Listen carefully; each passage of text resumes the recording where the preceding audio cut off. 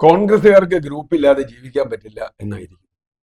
അതെങ്ങനെയെങ്കിലും ഏതെങ്കിലും നേതാവിനെ ചുറ്റിപ്പറ്റി കുറെ ആളുകൾ കൂടുകയും ആ നേതാവ് നിങ്ങളാണ് ഈ രാജ്യത്തെ ഏറ്റവും വലിയ നേതാവ് എന്ന് അവരോട് പറയുകയും അങ്ങനെയുള്ള ഒരു വലിയ വിദൂഷക സംഘം അല്ലെങ്കിൽ ആരാധക സംഘം അല്ലെങ്കിൽ അടിമ സംഘം എന്ന് തന്നെ പറയേണ്ടി വരും.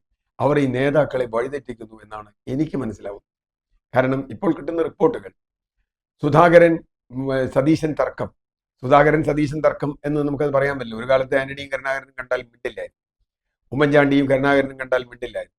ഒരു നിരവധി രമേശ് ചെന്നിത്തലയും ഉമ്മൻചാണ്ടിയും തമ്മിൽ തർക്കമുണ്ടായിരുന്നു. കോൺഗ്രസിൽ ഇത് സാധാരണമാണ് എന്ന് വേണമെങ്കിൽ നമുക്ക് മൊത്തത്തിൽ പറയാം.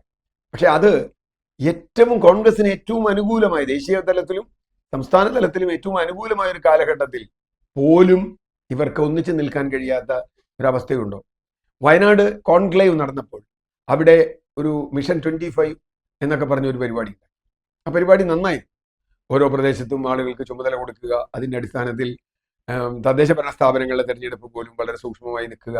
കോൺഗ്രസ് ഒരിക്കലും അങ്ങനെ അത്രയൊന്നും എന്താ പറയുക അച്ചടക്കത്തോടെ പ്രവർത്തിക്കുന്ന ഒരു പാർട്ടി ആയിരുന്നിട്ടില്ല. എങ്കിൽ കൂടിയും കൂടുതൽ സൂക്ഷ്മതയോടെ തദ്ദേശ ഭരണ സ്ഥാപനങ്ങളിലെ തെരഞ്ഞെടുപ്പുകളിൽ ഇടപെടണം എന്ന് പറയുന്നത്, പ്രത്യേകിച്ചും ഇപ്പോഴത്തെ രാഷ്ട്രീയ കാലാവസ്ഥയിൽ ഗവൺമെന്റിനെതിരായ ഒരു വികാരമുണ്ട് എന്ന് പൊതുവെ കണക്കാക്കപ്പെടുന്ന ഒരു കാലത്ത് കോൺഗ്രസിന് നേട്ടമുണ്ടാക്കാൻ കഴിയണം എന്നത് സ്വാഭാവികമാണ്.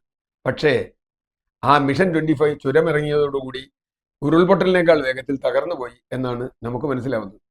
അന്നിറങ്ങിയോടുകൂടി വാട്സപ്പ് ഗ്രൂപ്പ് ഉണ്ടാക്കുന്നു, വാട്സപ്പ് ഗ്രൂപ്പിൽ ഉപഗ്രൂപ്പുകൾ ഉണ്ടാക്കുന്നു, സതീശൻ ഉണ്ടാക്കിയ വാട്സപ്പ് ഗ്രൂപ്പിനെതിരായി അതിനകത്ത് തന്നെ പ്രശ്നം വരുന്നു, സുധാകരൻ പ്രതികരിക്കുന്നു, അങ്ങനെ അങ്ങനെ അങ്ങനെ നിരവധി കാര്യങ്ങൾ. യഥാർത്ഥത്തിൽ ജനങ്ങൾക്ക് മടുപ്പുണ്ടാക്കുന്നത് തന്നെയാണ് കോൺഗ്രസിന്റെ നയം എന്ന് പറയാതിരിക്കാൻ വയ്യ.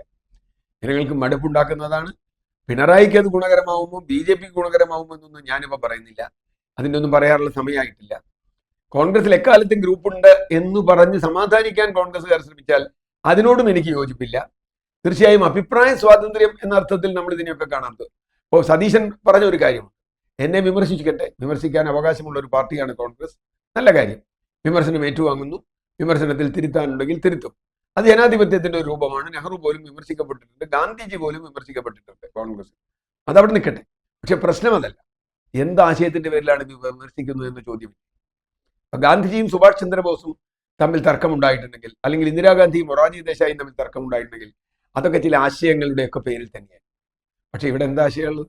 എന്താണ് സുധാകരനും സതീശനും തമ്മിലുള്ള അഭിപ്രായ വ്യത്യാസങ്ങളെന്ന് എനിക്ക് മനസ്സിലായിട്ടില്ല. ഏത് കാര്യത്തിലാണ്? അത് ആരെ എവിടെ നിയമിക്കണം എന്നുള്ള കാര്യത്തിലെ എന്ന് പറഞ്ഞാൽ അത് ആശയത്തിന്റെ കാര്യത്തിലല്ല, ആമാശയത്തിന്റെ കാര്യത്തിലാണ് എന്ന് നമുക്ക് പറയേണ്ടി വരും. അത് ജനങ്ങൾ ഒരിക്കലും പൊറുക്കുന്ന കാര്യമേ അല്ല.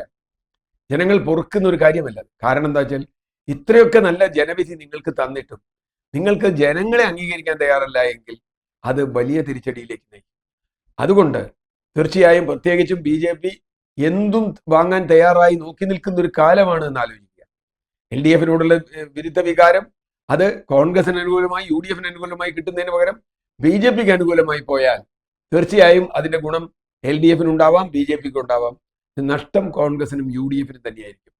അപ്പൊ തീർച്ചയായും ഹൈക്കമാൻഡ് ആണല്ലോ സാധാരണ ഇക്കാര്യത്തിൽ ഇങ്ങനത്തെ കാര്യങ്ങളിൽ ഇടപെടുക.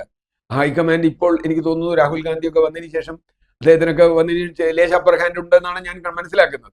മുമ്പ് ഹൈക്കമാൻഡ് ലോ കമാൻഡായിരുന്നു, ഇപ്പൊ കുറച്ച് ഹൈ ആയിട്ട്. അതുകൊണ്ട് അവരിടപെടണം. തീർച്ചയായും ഇവിടെ കോൺഗ്രസ് രാഷ്ട്രീയമായി പ്രവർത്തിക്കണം. അവർക്ക് ജനാധിപത്യപരമായ ഒരു പ്രതിപക്ഷമായിരിക്കണം. അത് ഞാൻ കണക്കാക്കുന്ന CPM-ന്റെ പോലും ഒരു ആവശ്യമാണ് അതെന്നാണ്. കാരണം അല്ലെങ്കിൽ അതിന് നേട്ടമുണ്ടാക്കാൻ പോകുന്ന BJP ആണ്. അത് കേരളത്തിന് ഗുണകരമല്ല. ഈ കാര്യത്തിൽ കോൺഗ്രസിന്റെ അഖിലേന്ത്യാ നേതൃത്വം ഇടപെടും എന്ന് തന്നെയാണ് ഞാൻ പ്രതീക്ഷിക്കുന്നത്.